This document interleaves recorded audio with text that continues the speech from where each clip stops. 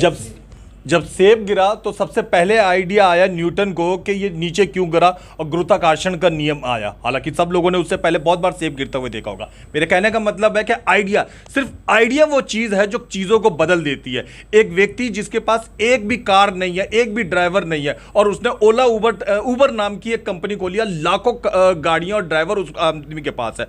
इसी तरीके से गोदरेज, एक आदमी के मन में ये आया कि एक अच्छा सा ताला बनाया जाए, और आज गोदरेज ताला जैसे एक मजाक, एक पर्यायवाची शब्द बन चुका है। इसी तरीके से दिल्ली में जिस समय में शॉपिंग मॉल, रिटेल मॉल की शुरुआत हुई थी, आउटर दिल्ली, नॉर्थ वेस्ट की दिल्ली वाले मेरी बात बहुत आसानी से, जल्दी से समझ रहे होंगे। तो बनिया की दुकान एक मनोरंजक सा, एक अच्छा सा, एक आकर्षक करता हुआ सा शब्द उभरा और छा गया पूरे बाजार के अंदर में। 9 साल पहले उदय हुई कंपनी अचानक ही एक रिटेल सेंटर से शुरू हुई और आज 13, 14 और उसके आगे धीरे धीरे कदम बढ़ाते आया। अब जाहिर सी बात है, ये आइडिया भी किसी ना किसी व्यक्ति का होगा। ये बैठे हुए हैं धर्मेंद्र गोयल जी। ये वो शख्स हैं जिनके दिमाग में ये आइडिया आया। जब कारवां बढ़ता चला जाता है, जब एक आदमी चलता जाता है तो कारवां उसका साथ चलता जाता है, लोग जुड़ते चले जाते हैं, जुड़ते गए तो आप नतीजा देख रहे हैं नॉर्थ वेस्ट दिल्ली में बनिए की दुकान का। क्या सफलता का राज है बनिए की दुकान का, ये इन्हीं से पूछते हैं। धर्मेंद्र जी, बहुत बहुत स्वागत है ताज़ा खबर चैनल में। हम चाहते हैं कि आप सबसे पहले दर्शकों को अपने विषय में बताएं। सबसे पहले तो आपके दर्शकों को मेरा प्रणाम। मेरे विषय में जानने की उत्सुकता नाविद जी ने जाहिर की। मैं कोई असाधारण व्यक्ति नहीं हूँ, एक आम साधारण व्यक्ति हूँ। एक बात जो दिमाग में आई कि काम को नए ढंग से कैसे किया जाए, ये सोच बना करके हमने काम शुरू किया और उस काम के अनुरूप काम किया, जिससे हम आगे बढ़ते चले गए। हम बात करते हैं बनिए की दुकान की। पहले लगभग आज से 9 साल पहले किशन बिहार में रिटेल खुला, उसके बाद आज की तारीख में 13-14 हो गए। तो हम शुरुआत की जर्नी अगर जाने तो कैसे, किस तरीके से आपका आइडिया आया और वहाँ पे खोली, और किस तरीके से कदम आगे से आगे बढ़ते हैं? सबसे महत्वपूर्ण बात है, जो हमारी यहाँ तक पहुँचने की जर्नी में जो हमारा साथ दिया वो हमारे ग्राहकों ने दिया। अच्छा। हमारे ग्राहक, उन्हें ऐसा महसूस हुआ कि हमारे स्टोर पे आकर उन्हें परिवार जैसा माहौल मिल रहा है जी। इसी बात को लेकर के हम आगे बढ़ते रहे और अपने ग्राहकों को अपना स्वाभिमान मान करके आगे बढ़ते चले गए। तो कुछ जटिलताएं भी आई? ऐसा कोई काम नहीं है जिसमें समस्याएं नहीं आती हों जी। आप कुछ भी ना करें तब भी समस्याएं अपने सामने रहती हैं, कुछ भी ना करें तब भी समस्याएं रहती हैं जी। लेकिन हम तो कुछ कर रहे थे जी। समस्याओं का निदान करते हुए आगे बढ़ना ही सफलता का सूचक है। अब फिलहाल जब हम बात कर रहे हैं तो दिल्ली में लगभग कितने आउटलेट स्थापित हो चुके हैं? 13। और आगे प्रगति के तौर पे कहाँ कहाँ और विचार रखते हैं आप? अभी तो पूरी दिल्ली, फिर उसके NCR और पूरा भारत बचा है। हाँ, विचार दरअसल सने सने बढ़ने में वो कछुआ और खरगोश वाली कहानी आती है जी, कि अगर हम धीरे धीरे बढ़ेंगे तो बहुत अच्छा बढ़ पाएंगे।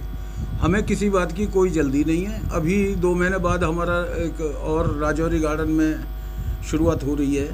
इसके बाद हमने जमुना पार, दुर्गापुरी चौक, गोकलपुरी के लोनी रोड पर, वहाँ फिर शुरुआत करेंगे। अभी पाइपलाइन में 2 ही हैं।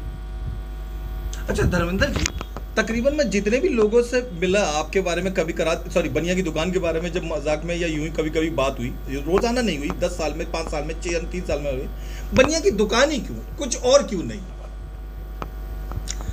इसका भी एक बहुत महत्वपूर्ण कारण है जी। हमें फर्म का नाम ऐसा चाहिए था जो बना बनाया ब्रांड हो जी। और ब्रांड किसे कहते हैं? जो हर आदमी के दिमाग में बैठा हुआ हो जी। इसी वजह से ये बनिया की दुकान, चूंकि बनिया की दुकान एक प्रतीक है हमारे जैसे सामान बेचने वालों की। हमने उस पुराने रूप को ऐसे के ऐसे उठा करके नया रूप पहना दिया, बस इतना सा किया। उत्तर भारत के अगर आप रहने वाले हैं तो ज़रूर आपने लगभग पिछले 20-25 सालों में अपने ये शब्द या अपने घर में ज़रूर सुना होगा, बजाज की दुकान से ये सामान ले आओ, खाती की दुकान से ये सामान ले आओ, बनिया की दुकान से ये सामान ले आओ। ये शब्द आम सामान्य घर परिवार में बोले जाते थे। वही शब्द आज जो बनिया की दुकान से जाके ले आओ या बनिया की दुकान पे ऐसा हुआ, वो आज एक ब्रांड नेम बन चुका है। बहुत अच्छा। बहुत विशेषताएं क्या है? एक क्या सिर्फ चीनी लोगों को आकर्षित कर रही है, इस वजह से इतनी भीड़ लगी रहती है, या कुछ और भी? दरअसल मेरे ग्राहकों को, जिनको यहाँ पारिवारिक एनवायरनमेंट मिलता है, उनका ही स्नेह हमें परिपूर्ण कर देता है। और कोई हमें कोई विशेषता, जो दालें हम बेचते हैं वो दुनिया बेचती है, जो चीनी हम बेचते हैं वो दुनिया बेचती है। सिर्फ इन्वायरमेंट का फ़र्क है। हमारे यहाँ स्टोर में घुसने के बाद ग्राहक को ऐसा लगता है कि ये मेरी अपनी दुकान है। अच्छा। बस इसके अलावा और कोई अन्य उसे परिभाषित करने को तो बातों नहीं, लोग खूब करते हैं, लेकिन ऐसा है नहीं कुछ। मैं अगर आपकी रोहिणी सेक्टर 20 वाली दुकान की बात करूं तो बाहर एक बड़ा सा बोर्ड लगा हुआ है जिस पे नियमावली लिखी है कि हम समझौता नहीं करते, हम ऐसा करते हैं, हम वैसा करते हैं, ये विशेषताएं हैं। उन विशेषताओं के हिसाब से करें तो दाम कम की बात करें तो ज़्यादा आकर्षण लोगों को दाम कम की तरफ खींचता है अपनी तरफ। देखिए, वाजिब दाम लेना कम नहीं होता जी। अगर हमने 100 रुपये का सामान बेचा और उसमें 5 रुपये कमाए, वो हमारा वाजिब हक है। लेकिन 20 कमाए वो हमारा हक नहीं है। ये भी एक कारण है हमारी प्रगति का। औरों के मुकाबले इतना कम दाम कुछ चीज़ों पर आप कैसे मैनेज कर पाते हैं? दरअसल क्या होता है, टर्नओवर गेम है ये। अच्छा। हम कम मार्जिन लेकर के टर्नओवर ज़्यादा करना चाहते हैं ताकि हमें मुनाफा ज़्यादा मिले। मैं बताना पसंद करूंगा कि अगर आप बनिया की दुकान से सामान लेते हैं तो आपको लगातार सामान लेने पे कुछ मात्रा में, कुछ किलोग्राम मात्रा में चीनी फ्री मिलती। चीनी ही क्यों धर्मेंद्र जी, अन्य सैकड़ों आइटमें मौजूद हैं। चीनी इसलिए कि चीनी करेंसी है, हर घर में इस्तेमाल की जाने वाली चीज़ है।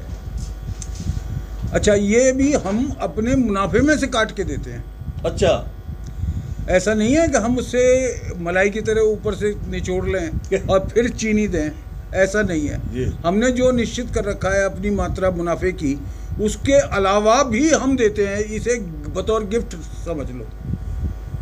बहुत अच्छा। अब फिर इसका अनाउंसमेंट नहीं करते। हम ये नहीं कहते कि हमारे यहाँ चीनी मिलती है इसलिए आओ। आप आए हैं, आपने रेट वेरीफाई किए हैं, उसके बाद आप खरीदारी करेंगे तो पता लगेगा आपको कि चीनी मिल रही है इस पे। बहुत बढ़िया, बहुत ही अच्छा। अब बात करते हैं हम एक कंपनी को, किसी भी दुकान को, एक कारोबार को जारी रखने में, कामयाब रखने में स्टाफ का, सहयोगियों का, लोगों का साथ में जुड़े हुए का बड़ा योगदान होता है। आपके साथ हज़ारों स्टाफ जुड़े हुए हैं, 13 दुकानें, तो जाहिर सी बात है अगर एक पे 10 भी मान ले तो 1300 बैठ रहा है या और ज़्यादा भी। इन लोगों को चुनते समय ये पब्लिक डीलिंग तो यही करते हैं आप तो, और मैं तो यहाँ बैठा हुए हैं, किन चीज़ों का आप ध्यान रखे रहते हैं? इसमें कोई ख़ास बात नहीं है। पहली बात तो हमारे पास एक टीम है जी, हमारे अपने लोगों की। अच्छा। और वो टीम अपने कौशल से, अपने कौशल प्रबंधन से उस सारे एम्प्लॉइज़ को प्रशिक्षित करती है। जी। यहाँ इस ऑफिस में हर सोमवार, हर मंगलवार मीटिंग होती हैं। अच्छा। स्टाफ की अलग अलग कैटेगरीज के द्वारा, जिसमें सबसे पहली प्राथमिकता ये है कि हमारा ग्राहक किसी भी तरह से परेशान ना हो। जी। ये सबसे महत्वपूर्ण बात उन्हें सिखाई जाती है। अंतिम प्रश्न की तरफ आ रहा हूँ। वो लोग जो आपसे प्रभावित हैं, वो लोग जो कामकाज खोलना चाहते हैं और जानते हैं कि आपने बड़ी मेहनत करके और दिमाग लगा के ये करा, बहुत से आपके क्लाइंट लोग, आपके ग्राहक लोग, आपसे जुड़े लोग आपको देख रहे हैं, क्या कहना चाहेंगे जनता जनार्दन लोगों से? कुछ नहीं, मैं सिर्फ इतना कहना चाहूँगा, वैसे तो मैं कोई बहुत बड़ा आदमी नहीं हूँ, लेकिन फिर भी इन अनुभवों से जो सीखा है वो ये है कि अपने काम में पूरे प्रयत्न, पूरा प्रयास और पूरे डेडिकेशन से करो, सफलता अपने आप मिल जाएगी। आपने हमारे चैनल को समय दिया, उसके लिए बहुत बहुत धन्यवाद। धन्यवाद।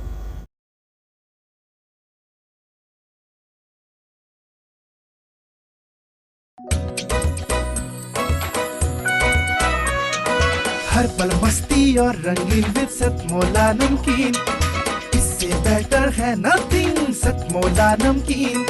डिफरेंट टेस्ट है बेमिसाल, पनीर भुजिया भी कमाल, इसके टेस्ट के सब शौकीन, हाँ सतमोला नमकीन। सतमोला स्वीट्स एंड नमकीन, इससे बेटर है नथिंग, हाँ सतमोला नमकीन।